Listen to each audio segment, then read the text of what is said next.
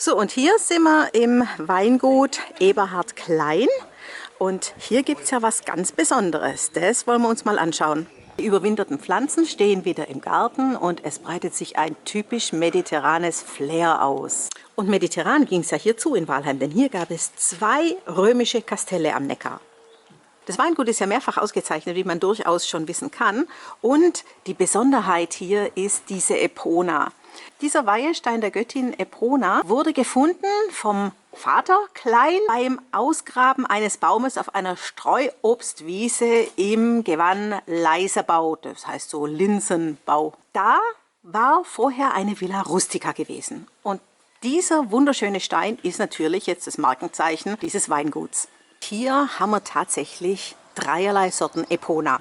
Ganz rechts eine Rotwein-Cuvée aus Zweigelt und Spätburgunder. Links vom Fass haben wir eine Weißwein-Cuvée aus Riesling und Grauburgunder. Und ganz links nochmal eine schöne Pinot-Cuvée, allerdings Rosé ausgebaut. Eberhard, was für Wein ist jetzt hier eigentlich aus der Römerzeit noch überliefert? Kannst du da was dazu sagen? Haben die Römer hier in Walheim schon Weinbau betrieben?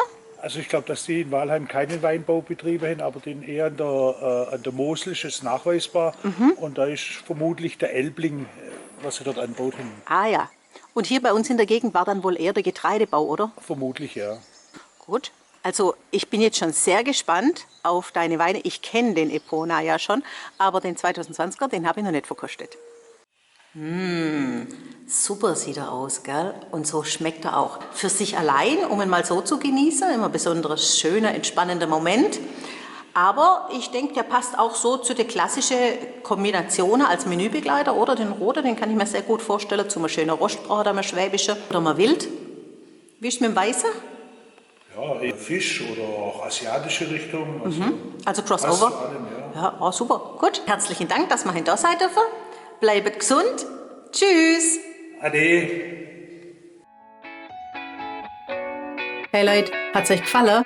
Dann guckt doch öfter mal in meinen Kanal rein. Oder auf meine Homepage, da hat's ein ganz nettes Programm.